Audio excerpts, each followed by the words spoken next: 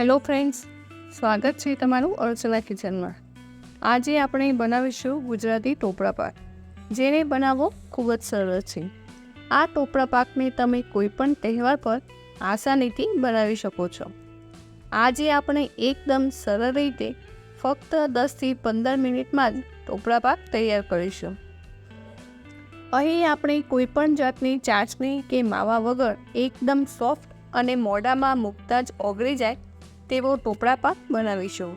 તો ચાલો રેસીપીની શરૂઆત કરીએ। તો ટોપરા પાક બનાવવા માટે મેં અહીંયા પેન ગરમ કરવા માટે રાખ્યું છે। પેન ગરમ થાય એટલે તેમાં 1 થી 2 ચમચી જેટલું ઘી ઉમેરી દઈશું, જેથી કરીને મિશ્રણ આપણું ચોંટે નહીં। અહીં આપણે આ કપના માપથી 2 કપ જેટલું દૂધ ઉમેરશું।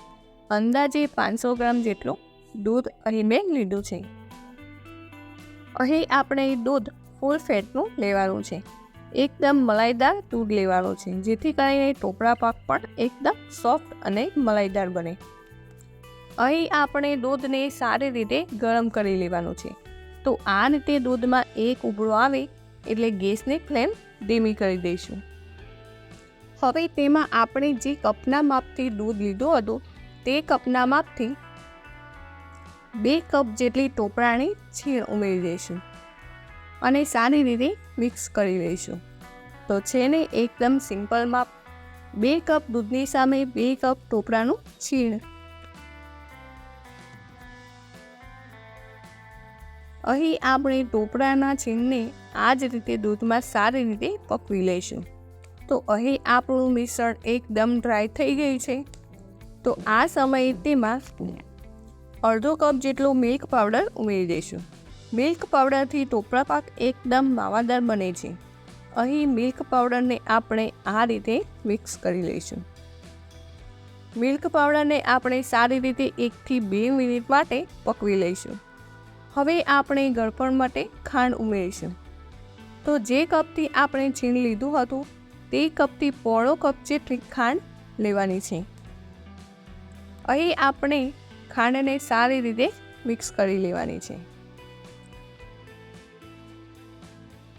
અહીં મેં લેમન યલો ફૂડ કલરનો ઉપયોગ કર્યો છે। તમે કેસર અથવા તો કોઈ પણ ફૂડ કલરનો ઉપયોગ કરી શકો છો। અહીં આપણે આ મિશ્રણને ત્યાં સુધી પકવી લઈશું જ્યાં સુધી તેમાંથી બધું જ પાણી બળી એકદમ ડ્રાય થઈ જાય। તો તમે જોઈ શકો છો 7 થી 8 મિનિટ જેટલો સમય થઈ ગયો છે અને મિશ્રણ એકદમ ડ્રાય થઈ ગયું છે।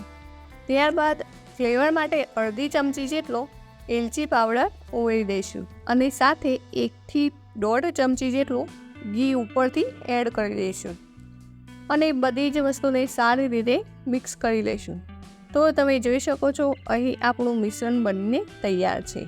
તો ગેસની ફ્લેમ બંધ કરી દઈશું। હવે આપણે અહીં એક ડીશમાં ઘી લગાવી દીધું છે। તો તેમાં આપણે જે ટોપરા પાકનું મિશ્રણ બનાવ્યું છે તે ઉમેરી દઈશું અને તેને આપણે સારી રીતે સ્પ્રેડ કરી દઈશું। તો તમે જોઈ શકો છો એકદમ સોફ્ટ અને ખાવાનું મન થઈ જાય તેવો આપણો ટોપરા પાક દેખાઈ રહ્યો છે। તો અહીં ટોપરા પાકને 1 કલાક સુધી સેટ થવા માટે મૂકી દઈશું। 1 કલાક પછી આપણે તેને આ રીતે કટ લગાવી દઈશું। તમે તમારી પસંદ અનુસાર નાના મોટા પીસમાં કટ કરી શકો છો। તો તમે જોઈ શકો છો ફક્ત 10 થી 15 મિનિટમાં જ બહાર જેવો ટોપરા પાક તમે ઘરે બનાવી શકો છો। તો તમને મારી આજની રેસીપી કેવી લાગી કોમેન્ટ કરીને જરૂર કહેશો અને હા, વિડીયો ગમી હોય તો લાઈક, શેર અને સબસ્ક્રાઈબ કરવાનું ના ભૂલતા।